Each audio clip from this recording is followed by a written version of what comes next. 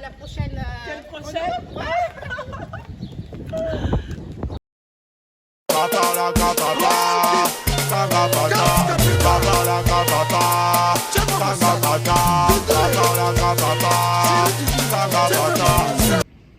Bonjour, nous sommes au Tata Show. Nous allons parler aujourd'hui de ce que c'est que la femme africaine en Europe. Comment vit-elle? Qu'est-ce qu'une femme africaine en Europe? Depuis son milieu panafricain jusqu'à la diaspora ici africaine en Europe, qu'est-ce qu'elle est? Qu'est-ce qu'elle fait? Qu'est-ce qu'elle devient? Où va-t-elle? Comment elle s'en sort? Qu'est-ce qu'elle subit? Qu'est-ce qu'elle ne subit pas? Quels sont ce qu'elle réussit de positif? Quels sont, on va dire, les aléas de la vie, du quotidien qu'elle subit? Je suis ici, bon, vous me connaissez, je suis Mireille Akouvi, alias Akouvi. Je suis aujourd'hui avec Madame Annie Bata, qui est une nouvelle chroniqueuse de l'émission. C'est une citoyenne, on va dire, politique, plus ou moins, puisqu'elle a participé activement dernièrement au régional. Donc, nous sommes là aujourd'hui. La femme noire en Europe. Qu'est-ce que c'est? On en parlait dernièrement avec toi, on s'est dit, tiens, on va faire une petite chronique dessus et tout ça. Qu'est-ce que c'est la femme noire en Europe? Qu'est-ce qu'elle vit aujourd'hui? Voilà. Pour moi, la femme noire en Europe, si je peux répondre directement, c'est vrai qu'on ne va pas se cacher, elle subit pas mal de choses. Hein. Elle est taclée de pas mal de choses. Moi, je dirais, on va y aller. Dans le fond du sujet, elle subit un racisme quand même invisible. Elle fait partie d'une certaine minorité invisible, mais un racisme invisible. Moi, en tant que femme, toi, en tant que femme, je sais qu'il est arrivé qu'à un moment donné, beaucoup de femmes, étant enceintes, se faisaient faire des césariennes, quoi. Des césariennes. Parce que c'est la femme noire, on se dit, mais elle, c'est la césarienne. Voilà, on a les chiffres. Il y a effectivement une certaine... elle s'appelle Amandine Gay. Oui. C'est une chercheuse qui justement avait interrogé beaucoup de femmes sur la question, oui, sur ce problème de racisme de la minorité visible, invisible. Visible pour certaines personnes, mais invisible. Ce racisme-là qu'on subit, elle avait interrogé pas mal de personnes, de femmes noires notamment dans notre communauté. Et effectivement, il s'avère que c'est dramatique, quoi. Je ne sais pas si tu la connais. Oui. Alors, effectivement, Amandine Gay, donc une réalisatrice afro-féministe et qui est également sociologue et qui a créé ce documentaire qui s'appelle Ouvrir la voie. Avec effectivement une vingtaine de femmes noires. Justement, j'avais pris cet exemple-là qui était intéressant parce qu'elle a mis 3 ans pour pouvoir sortir ce documentaire. Et qu'est-ce qu'elle nous explique? Pourquoi? Qu'est-ce qui s'est passé? Parce qu'elle a eu des difficultés à avoir ce qu'on appelle les subventions institutionnelles. Pourquoi? Pour pouvoir parce avoir qu'elle est noire, le peut-être droit, aussi. Pour pouvoir avoir, ça va même au-delà de ça, pour pouvoir avoir le droit de diffusion d'un documentaire qui parle en fait de personnages ou de protagonistes liés à l'Afrique ou liés à la femme noire. Et elle explique que c'était pas compris et donc du fait c'était pas suivi par les personnes qui donnent, j'ai envie de dire, les feux verts. Et donc elle a levé ses fonds personnellement, elle a levé un crowdfunding et elle s'est rendue compte... C'était pas suivi, ça veut dire quoi? Le contenu, ce qu'elle voulait nous faire entendre, ce qu'elle voulait nous montrer, ce qu'elle voulait projeter en fait sur justement cette communauté-là, sur ce que la communauté noire vit, c'est ce qui n'était pas suivi par les gens qui pouvaient lui donner les fonds pour ça va au-delà de aborder ce genre de problème. Justement, on va en parler tout à l'heure sur ce côté un peu quota sur la discrimination, on va dire, positive de la femme noire. Alors déjà, il y a le postulat de la femme dans la société, entre femmes et hommes, donc ce côté justement devoir s'imposer en tant que femme, mais doublement en tant que femme noire. Et on explique que sur le visage cinématographique, généralement, le rôle de la femme noire, c'est un rôle second. Et donc, projeter ça, c'est dans le milieu artistique. C'est dans le milieu artistique. Là, on est sûr. Donc là, projeter un film, parce qu'elle voulait une sortie nationale et pas juste une petite sortie dans les locaux. Et donc, de ce fait, elle s'est battue pendant 3 ans pour que ce film sorte. Et elle a eu un appui de, justement, ce que tu dis est très, très intéressant. Le caméraman, je pense qu'il peut nous zoomer un tout petit peu. On peut justement... Annie fait beaucoup de gestes et c'est très très bien, c'est super parce que elle parle de ses entrailles, ça se voit. Et alors, si on peut la zoomer, si on peut justement nous démontrer tout ce qu'elle ressent, ses ressentiments, tout ça se voit en elle sur son visage. Si on peut la zoomer, on vous zoome, oui ou non?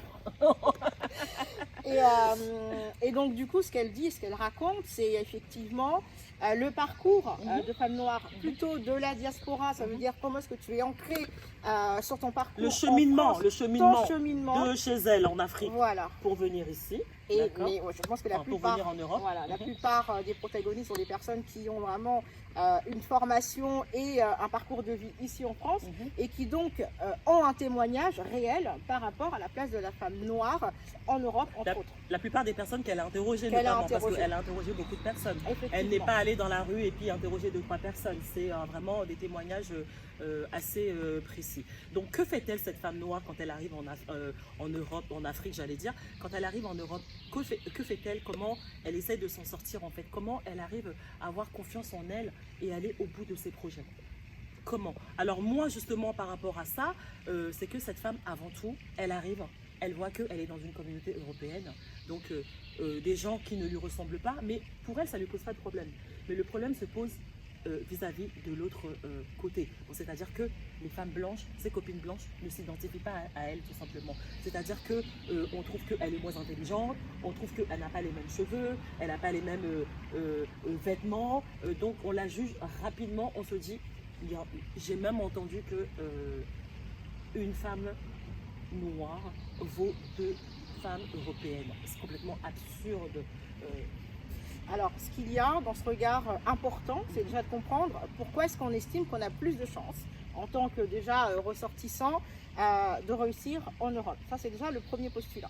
Le deuxième postulat, c'est par rapport à ça, et on va avoir plusieurs exemples, c'est justement, tu le dis, le regard à l'autre et l'identification. Et c'est vrai que dans le ressenti, et ça c'est plus qu'un ressenti, c'est finalement une réalité parce que ce sont des expériences vécues, c'est on a cette impression de devoir en tant que femme noire, devoir constamment prouver beaucoup plus effectivement que je veux dire une femme européenne et qu'encore on garde ce même combat en tant que femme, mais en tant que femme noire on a ce double discours-là. J'en parlerai à la fin pour donner un petit parcours de mon expérience professionnelle et personnelle, mais c'est pareil. Moi, c'est le racisme, hein, tout simplement. Moi, je n'irai pas par 4 chemins. C'est voilà, c'est comme ça. Femme noire, vous vivez en Afrique, vous suivez notre émission. Vous vivez en France, vous suivez notre émission. Donnez vos commentaires. Qu'est-ce que vous en pensez?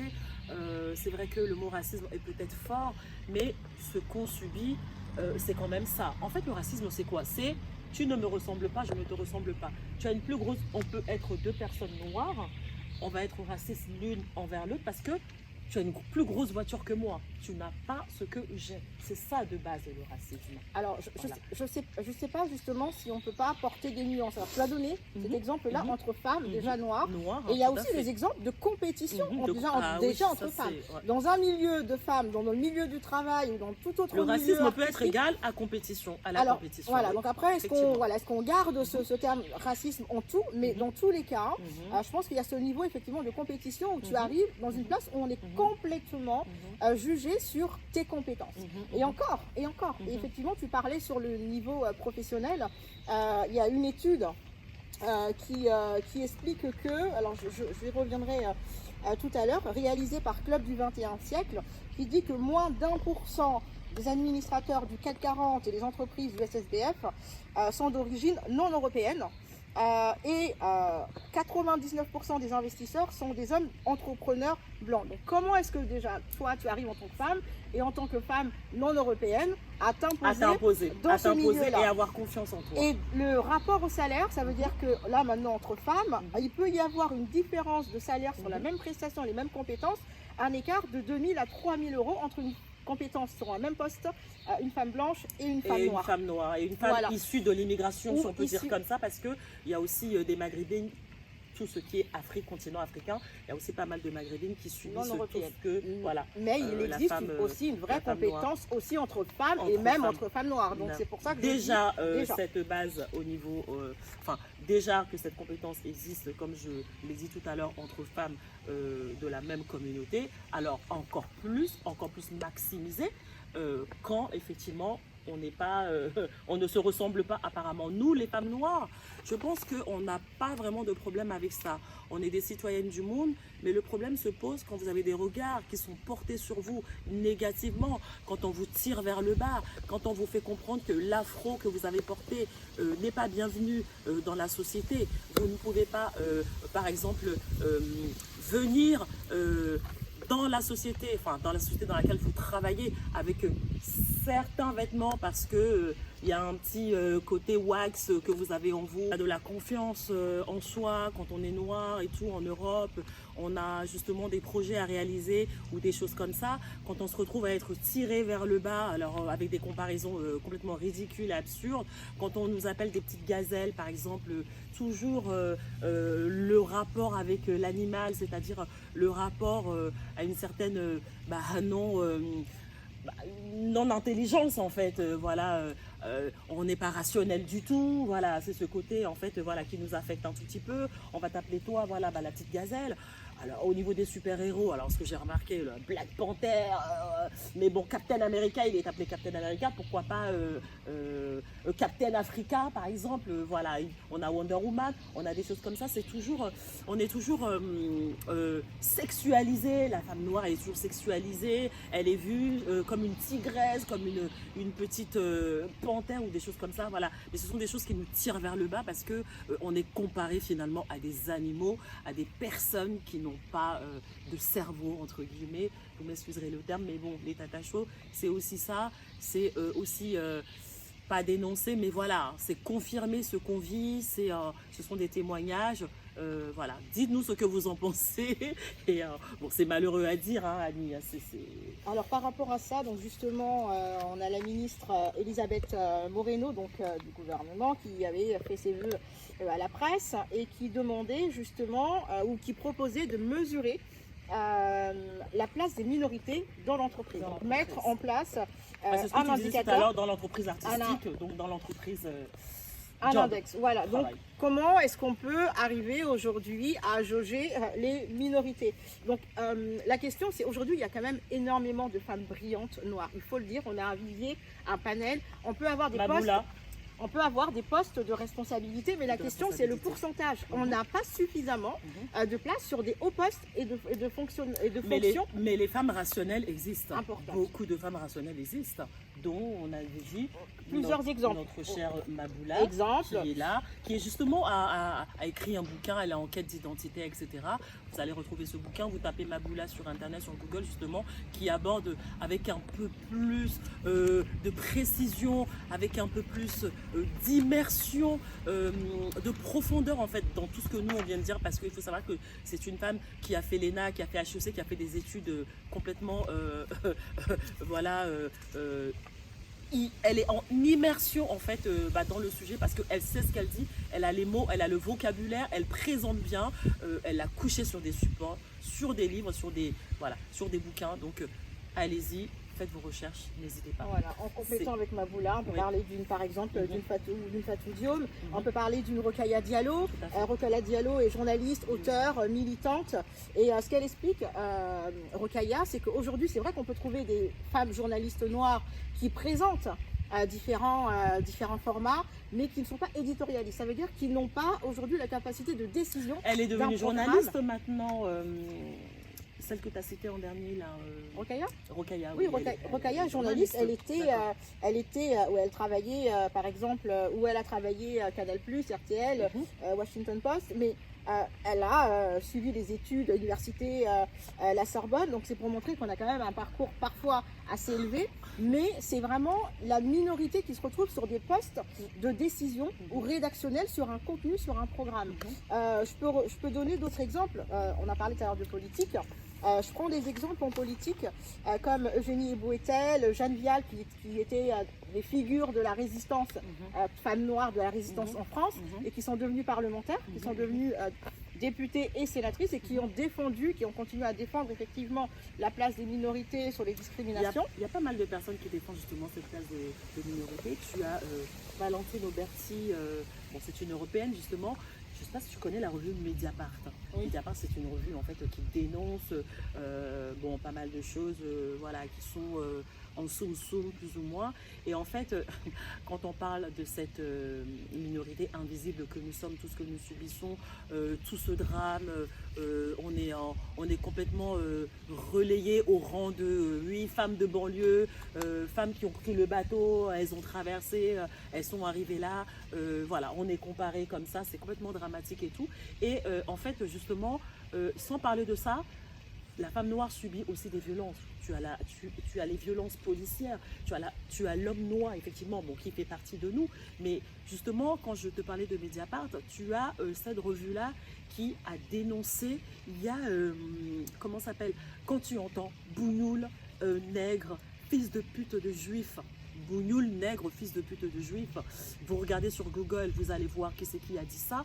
C'est tout simplement les policiers dans une certaine violence parce que on n'est pas accepté tout simplement, on n'est pas considéré. Et en fait, quand tu entends Black Lives Matter ou je n'aime pas ce titre, ce qu'on dit de nous, Black Lives Matter, je n'aime pas parce que c'est comme si on réclamait le souffle de vie, c'est comme si on réclamait en fait notre existence en fait. Donc quand tu entends tout ça, tu te dis mais c'est pas possible, on en arrive jusqu'à là parce qu'on subit justement ces violences-là tous les jours. Tu as des policiers qui se lâchent sur des femmes noires dans les rues, tu as des contrôles de faciès auprès de nos hommes noirs, c'est grave. Je pense qu'il est temps de se lever et ne plus justement vivre ce genre de choses. Alors ces réalités-là existent. Donc Amandine Gay explique en tant que féministe ou afro-féministe qu'il y a plusieurs mouvements féministes. Donc chacun va trouver en fait un point de combat pour définir et lever une cause. Mais justement, je reviens sur cette loi de Christine Taubira. Donc pareil sur le visage politique, comment est-ce qu'on peut se défendre. Donc elle a en 2001 donc, fait passer une loi justement pour reconnaître par exemple la traite négrière. Donc ça veut dire la mémoire et la reconnaissance. Est-ce que la loi est mise en application? C'est là le problème. Ben voilà, donc on ça, fait des lois, mais il faut que ça soit mis en application parce que dans le quotidien, ce que l'on vit tous les jours, il faudrait que vraiment les lois, je me parle de Christine Taubira, est-ce que ces lois sont mises en pratique? Est-ce que les gens prennent en considération ces lois-là? C'est pour ça qu'on parle de discrimination silencieuse ou positive. Ça veut dire que dans les textes de loi, ou institutionnels ou constitutionnels, tu ne verras pas de texte de loi, on va dire, raciste. Donc tu ne peux pas condamner ça. Donc ce sont des choses qui se pratiquent. Par exemple, je te dis, parce qu'il y a eu plusieurs témoignages là-dessus, sur des sessions de recrutement où tu as des critères. Et ces critères-là ne sont pas dits publiquement. Donc ce sont des choses qui sont vécues. Mais voilà, si on va plus loin, mais on ne peut pas dire qu'il y a des lois, mais pour rien, c'est quand même ça peut. Moi, je parlerai peut-être d'une certaine hypocrisie. On fait des lois pour passer, ça passe. On fait des lois pour qu'on puisse bien parler de nous. On se dit, voilà, on fait des lois. On va montrer aux gens qu'on n'est finalement pas des personnes racistes. Est-ce qu'il faille faire ces lois? Non, il ne faille pas faire ces lois. On est censé, on dit tout homme naît libre et égaux. Oui. Voilà. Oui, donc si on arrive à faire des lois, c'est que quand même il y a une gravité de la situation quelque part. Cette cohésion-là n'est pas là et voilà, c'est bien dommage. C'est une réalité aujourd'hui. Dites-nous ce que vous en pensez.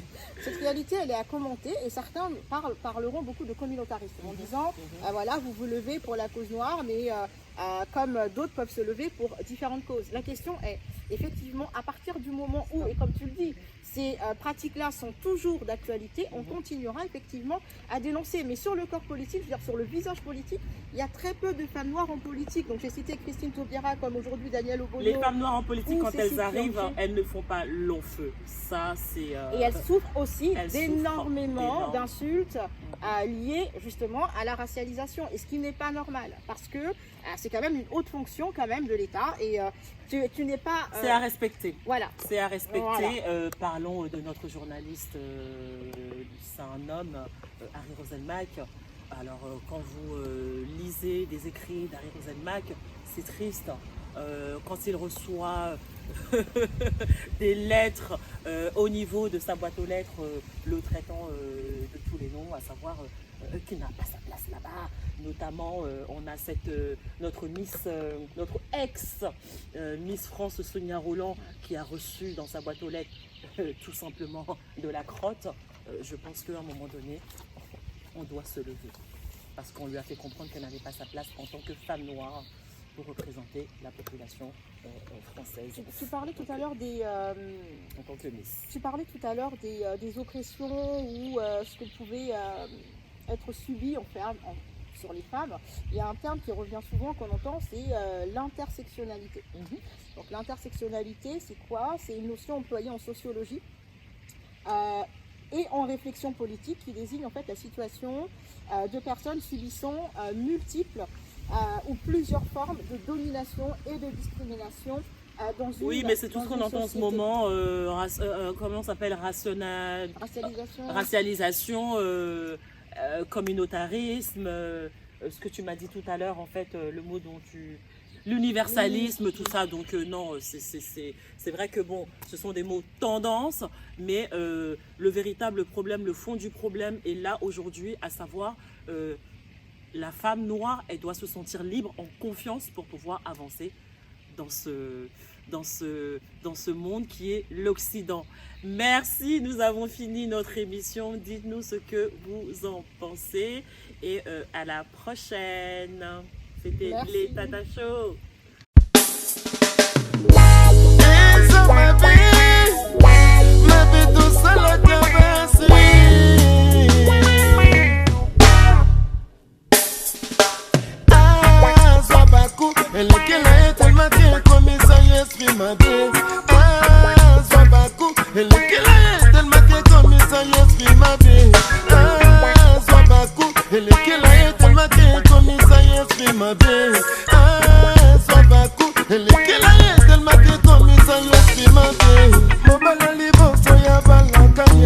Tu m'as